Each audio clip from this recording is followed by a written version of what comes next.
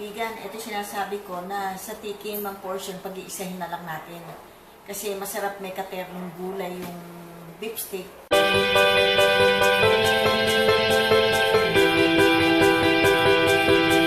Kaya gagawa po tayo ng stir-fry water spinach. Pero sa Tagalog po, sa salita natin, kangkong. Ito po siya. Sa English, water spinach. Ngayon, ang gagamitin po natin ingredients, sesame oil, and oyster sauce, black pepper, garlic, and bird eye chili. Ito yung maanghang. Tsaka little bit soy sauce, black soy sauce. Ngayon, ang gagawin po natin dito, bibiyakin lang po natin siya ganyan. I-stir fry natin siya buo. Ganyan lang siya.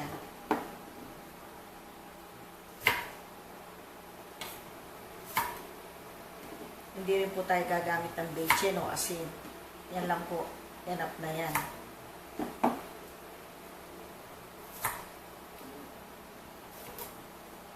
Tapos, sa sili, lagayatin natin. Depende sa inyo kung gusto niyo na maanghang, okay lang. Kung hindi naman, i-reduce nyo yung anghang. Pero ito po ang nagdadala. Anghang yan. Yan. Oops, nakatakot tawakan. Matapang sa anghang.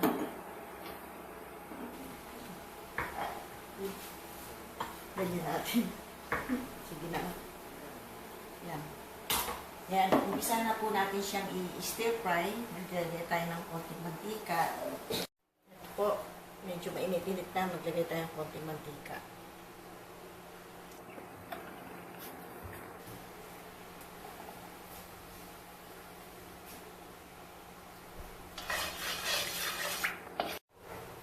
Po, mainit na siya. Hulog na natin si bawang. Mainit niya, natalsikan pa ang oso. Yan, i-try natin siyang ganyan. Pag medyo brown na, isusunod na natin yung sili.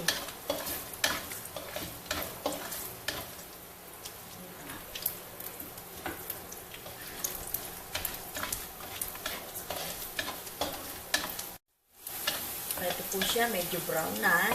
Sulod na po natin itong sili. Ayan.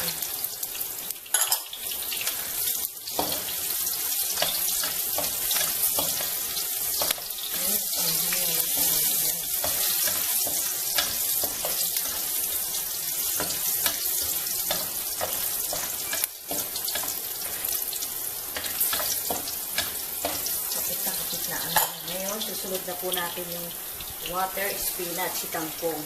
Dinaihan ko kasi nandito ang aking mga pamangkin. Ayan. Sinigurasa ko po ito na 10 beses so nalabig-labig na. At yung mga nagko-comment dyan na hindi malinis ang luto ko. Ayan.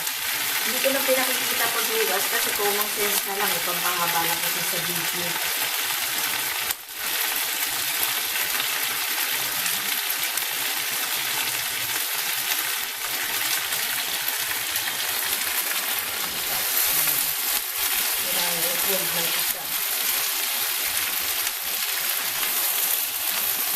I-stir fry na po natin.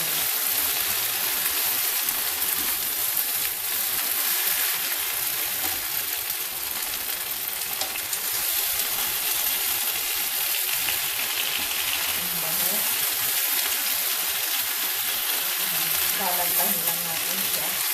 Saka natin i-mix yung mga ingredients ko.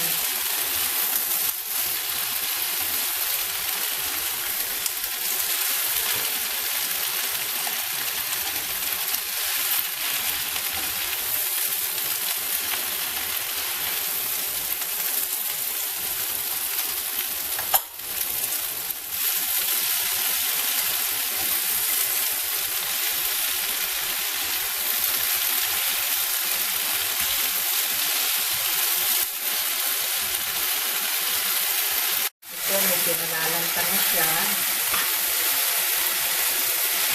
Hintayin natin siya maluto. Half cook bago natin ilagay ibang ingredients. Stir fry na siya. Ah, sarap po ng garlic na yun, no?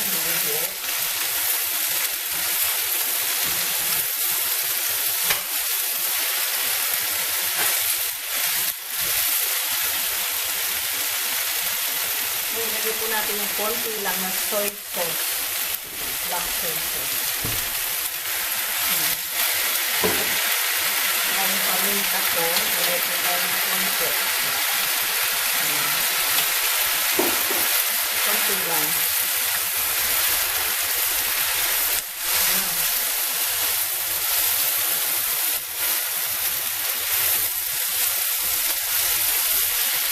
Pilitin pa natin ng konti.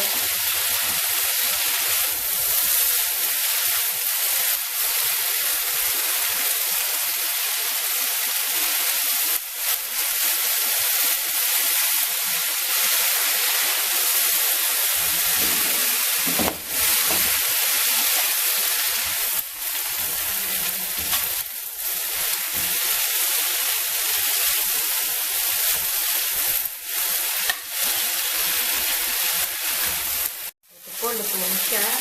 Nag-fry ha. Last po itong oyster sauce. Yan.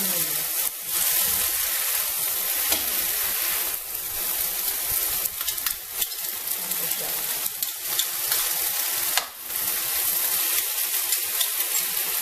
Stir-fry na tayo.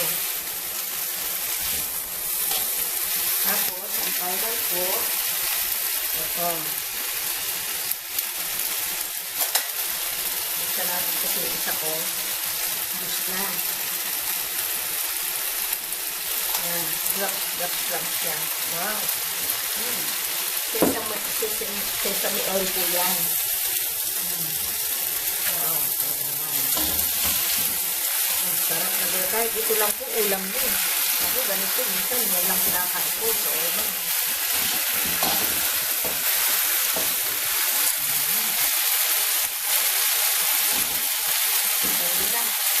Tikiman po siya na po ang bango-bango ng ano.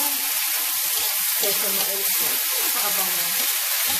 Para ko naman papayot nito. Ate na po siya nakikita. Napakasarap naman po naman niya. Sarap. Ang bango-bango. Grabe. Halina kayo dito sa amin. Para kayo ang tumaba, hindi ako. Wow. Puno natin yung sangkap niya. Naku, ito po ang masarap. Itong mga garlic na buo na yan. Maganda po sa katawan, sa health.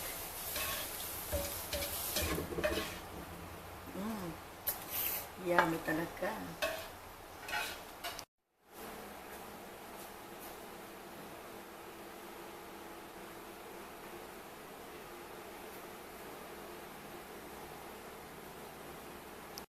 Ito na po mga kaibigan, tikiman portion na.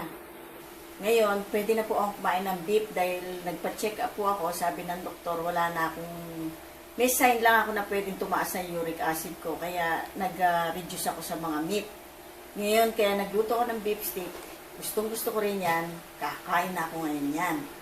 Ito na po. At saka ito pong stir-fry water spinach. Ngayon, hindi ko nga alam kung ano una kong kukuhanin eh. Dahil lahat napakasarap. Andito na naman po tayo sa tikiman portion.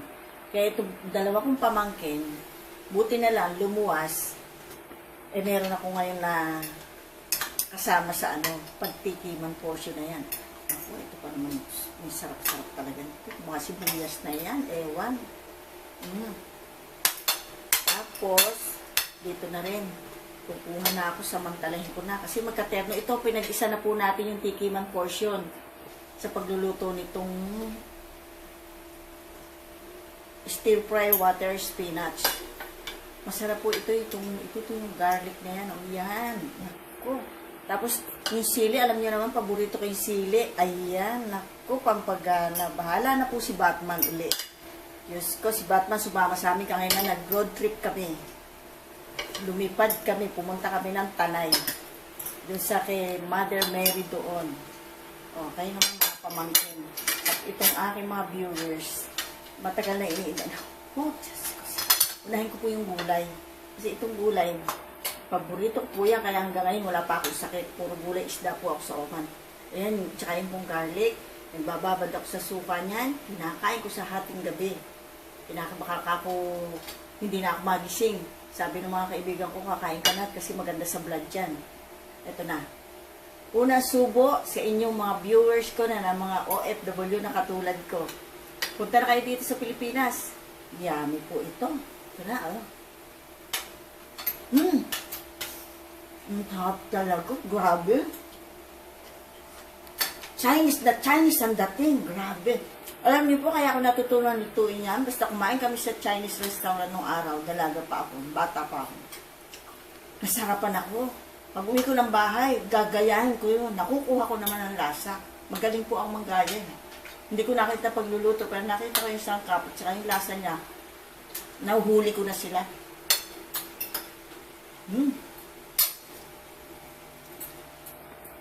Ano mga pamangkin? Masarap po. Ano, pamangkin? Di ba niya natitingnan? Tumikim na itong pamangkin ko to sa embutido. Yung po sa ito na yung beef na tenderloin. Ang sarap po niya sa red wine. Yung mga subscriber ko, mga asawa, yung mga European, patikimin nyo yan. Simple-simple lang po ang sangkap, simple lang pagluluto. Basta tama lang po ang procedure niya ng pagluluto. Mapapalabas nyo ang lasa ng karne. Ang sarap. Grabe. Ano pa man yun? Yummy yan. Ang hihiya eh. Hindi katulad ko, makapahiya ako. Ang sarap ano. Ito yung kangkong. Gayahin mo yan.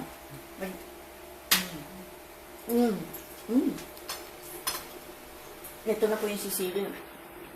Ang sarap talaga. Kangkungan, the best. Ulam na. Sa totoo lang po. Pag nasa oman ako, nagluluto ang mga karne para sa mga kaibigan ko. Tapos sa aking gulay, pag natikman nilang gulay, ayaw na ng karne. Kaya ang sarap ng gulay. Naku, ito po talaga.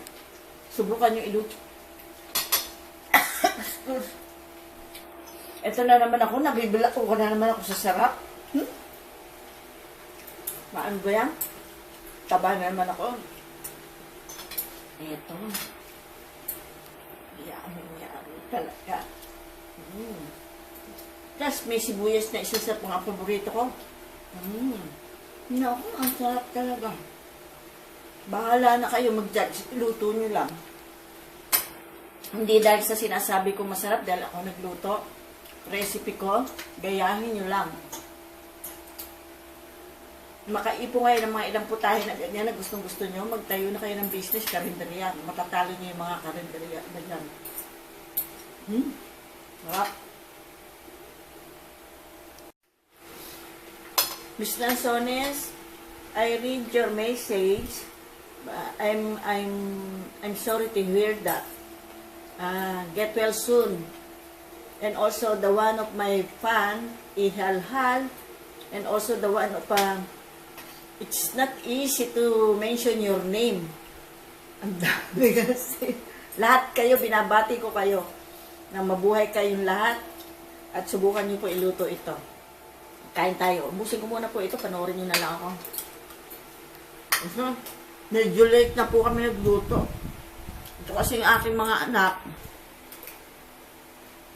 Pinalitan yung sasakyan namin dahil sasakyan namin RAV4, matanda na raw. Laging may sakit. Sabi ko kasi edad ko na yon. Buti na lang ako yun ang may sakit. Ako hindi nagkakasakit. Kaya binenta namin. Bumili sila ng bago. Kaya kanina, ni-road test namin. Makikita nyo parang binidyo ata ng anak ko yan. Susunod na biyahe namin, Bulacan na. Yung mga nag-iintay sa farm sa Bulacan, pupunta tayo doon. Mahuhuli tayo ng sawa. May nakita ng sawa. Harap talaga. Gabi. Hindi alam kung ano unahin. Bagay na bagay po talaga terno. Kaya pinagsabay ko yung eating portion ng spinach sa water spinach, stir fry water spinach, tsaka itong lipstick. Ang sarap niya. I-shave nyo lang po lahat yung mga niluluto na gusto nyo.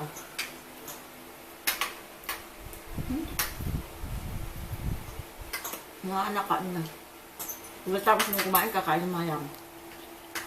Ang sarap po talaga. Yung alam ko anong uunahin nyo. Mga kanin pa, mga pamangkin doon, no? Nahiya lang mga pamangkin ko, gusto na magkabay. Ako rin, eh.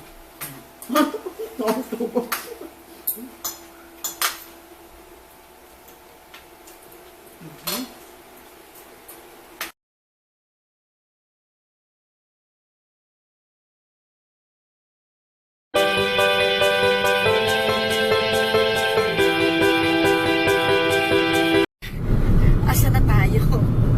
Road test do po kami kasi pinalitan namin yung RAV4 namin, matanda na katulad ko, sakitin na eh. Buti na lang ako hindi sakitin. Kaya ito, pinalit namin, maliit naman, pero okay lang, hindi naman siya sakitin. Ito dalawa kong anak, road test daw namin, ngayon hindi namin alam kung saan na kami nandoon. Sige lang, bahala na si Batman. Lilipat na tayo niyan. Pero ang ganda ng view, ha? In fairness, ang lamig. Parang ano po ata ito. Ahead, make a U-turn, then make a U-turn. Ahead, U-turn. From where? Wow, sarap. Right. Luwag na karsada, walang traffic. Wow. Naku, mamasyal po tayo dito mga kabayan. Mga gusto magbakasyon ng mga na OFW. Ito na po, oh. Ganda-ganda ng view, tsaka ang lamig-lamig. Panay na ba ito? Panay ano? Wala pa. Wala pa. Hindi po namin alam ang pupuntahan namin eh. Sinundan lang namin itong GPS, siniset ng anak ko. Sama rin po namin yung isa naming kapamilya na nagbibigay ng ligaya sa amin, si In Sam. 600 meters, keep How are you, Sam? Naiwan po yung 8. Siyam sila lahat. Nasa po ata. Isa yung nasa Bulacan.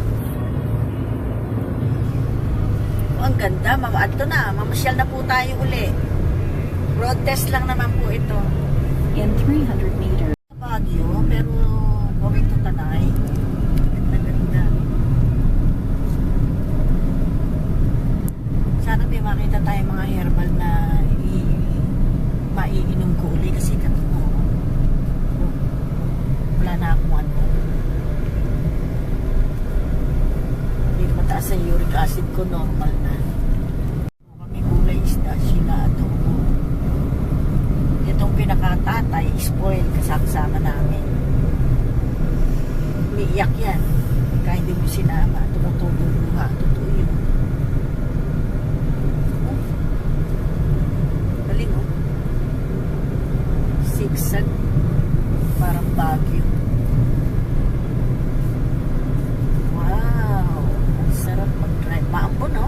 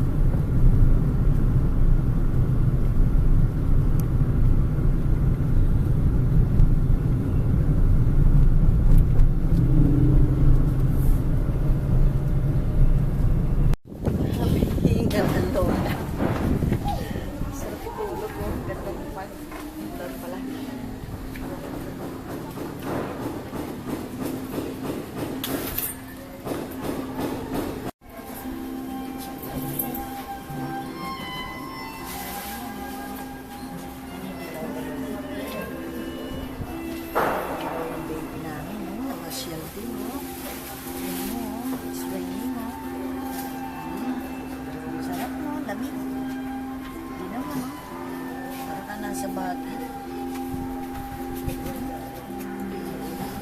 Nakapagpapang.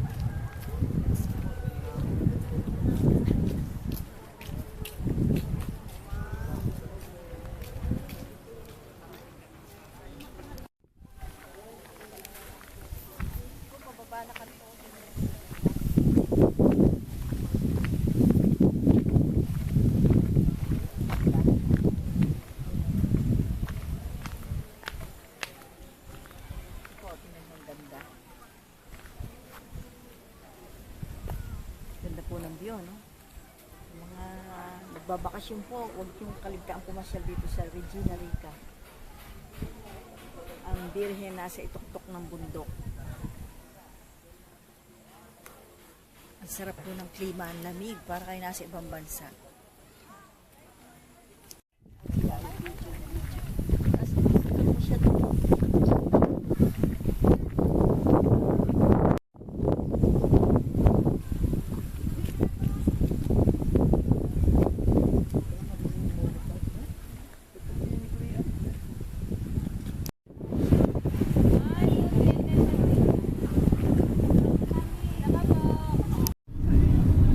Ano sabi mo, Gary? Paano kung ganun lang buhay? Kayo dito. Hindi, simple life nga daw. Tutulog, kakain, gagawa ng bata, ganun. Tapos uupo lang sila, ganyan. Eh, nagigintay dumilim. Magpaparami ng anak. Tapos nilamalayan yung anak nila, 5 na. Eh, ano sabi mo nga, pag gusto magmerienda, ano may meriendahin? Walang kakainin. Eh, di, iinom ng kape. Pag walang kape, lululokin nila yung laway nila, yun merienda nila. Iba naman, ano, masipag, nagtatanim mga kamote. Hindi yung kamote, laman tiyan din yun eh. Pinakanabangan pa yung talbos, tapos, maama ko ganun eh. Kada uwi namin sa probinsya nung araw, yung mga friend ko sa Maynila, nagtatrabaho ko sa Maynila. Gustong gusto kasi masipag nga ang ama namin. Pagdating namin yan, may mais, may mga tubo, pakwan. Tapos sa umaga, yung mga gulay, yayain ka. Pamitas tayo ng mga talbos ng kalabasa, bulaklak kalabasa, sitaw, palaya. Kaganda naman, at saka ang lamig-lamig. Minsan, ang dami pang mga mushroom. Alam mo yung dry na ano, Gary, di ba? Yung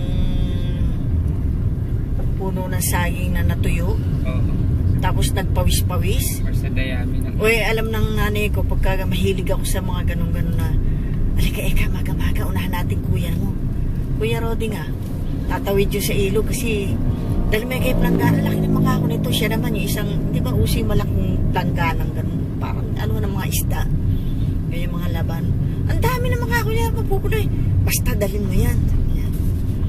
Pagdating namin doon, no, kinilabutan ako sa dami. Kasi ito sa may nabulok ng puno ng saging, may nakabuka, buka na lupa. Nagsingit-singit, ang dami. Puno nga yung planggan at saka banyera kong dala. Tapos ang ginawa nanay ko, ang sarap. Sinigang sa bayabas. Tapos nilagyan ng inihaw na hito. Ay, ang sarap. Manamis-namis ang sabaw. Tapos may isang klase naman, lalagyan niya ng sitaw. Igigisa niya yung sitaw, may dahon sili. Tapos yung mga masa, kasi ang dami nga eh, 2 banyera. Manamis-namis sabaw. Ganun lang mga buhay. Ay, mga ano, prutas. Ay, sa kabila na lang. Ito kasi tricycle, hindi natin nakita. Hindi, alanganing huminto. Daldal ako ng daldal. Tapos yun, buhay sa probinsya, masarap, kain, tulog. Pero nakaka-boring. Ako nga ano, parang hinahatak na lubos sa Manila. Nasa Manila naman, parang, ito. May gulay, gusto ko yung kalabasa. Yung mga aso mo, i-veggies natin, Lester.